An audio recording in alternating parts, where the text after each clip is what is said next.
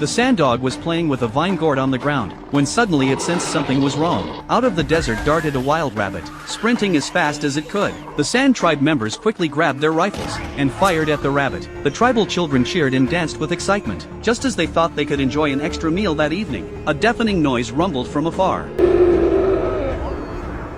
The team leader quickly signaled the children to retreat. Boba looked at the chaotic scene, and wondered if another monster was approaching. Sure enough, a long, massive creature came charging across the desert. Boba tried to get a closer look, but a laser beam shot straight at him, hitting a nearby ram-horned beast. One by one, the sand tribe members fell under fire. It was then that Boba realized the monster was actually a train. Understanding the laser's destructive power, he quickly led the tribe behind the ram-horned beasts for cover. Lasers rained down like a hailstorm, and the casualties among the sand tribe were severe. Only when the iron train finally left the desert did the battle subside. Surveying the fallen, Boba realized the tribe often became targets for passing trains. Used as torches for target practice, their primitive technology made them powerless to resist. That night, grief washed over the sand tribe. They lit fires to honor their fallen kin, and Boba held the bodies of the dead, feeling an immense weight of sorrow. If not for the tribe's help earlier, he would have been killed long ago. Now, as a member of the tribe, Boba resolved to help them strike back. Just as he worried about lacking advanced equipment, he noticed the notorious rogue gang speeding past in the distance. A dangerous idea sparked in his mind. Borrowing a rifle from the tribe, he ventured alone into a brightly lit tavern. One of the gang members grabbed snacks from the table, snatched a drink from a man, and gulped it down, returning the empty cup.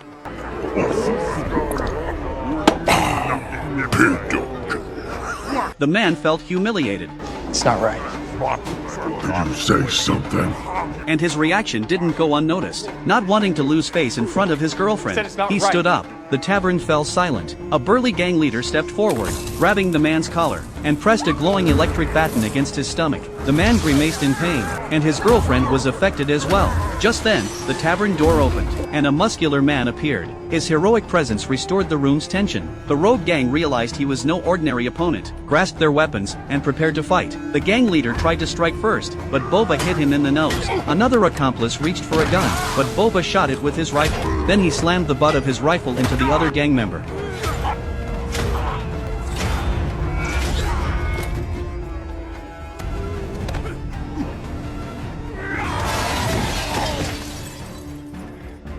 In the end, the gang members finished their drinks and left the tavern. Boba's true goal wasn't to punish them, it was to seize their desert mecca. He intended to use this high-tech equipment to help the sand tribe fight the iron train. Using ropes, he transported all the loot back to the tribe, riding the mecha. The sand tribe's sand dogs sensed the unusual arrival and barked loudly. The tribe braced themselves. Through a telescope, the children spotted Boba, returning triumphantly on the mecha. The tribe slowly lowered their guard. Boba parked the advanced gear before the elders, and explained its purpose. A gift for you.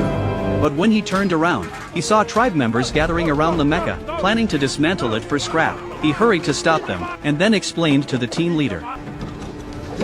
I will teach you how to ride. I will teach you. That the mecha could help them defeat the iron train. The team leader understood, nodded, and walked away to signal approval. Boba climbed onto the mecha, demonstrating how to operate it. The tribe struggled to understand at first, until he explained. Treat the mecha like a horse, everything else works the same as riding. Finally, they understood. Boba let the children try first. They climbed aboard nervously, but everyone knew that first rides were always tense. Days passed. The tribe's skill improved steadily. They could drift back and forth on the mecha, and the children became inseparable from the machine. Boba, under the tribe's guidance, also honed his melee combat skills. A few days later, through a telescope, the children spotted the iron train approaching again. They immediately raised the alarm. Under Boba's command, the sand tribe quickly assumed their prearranged battle positions.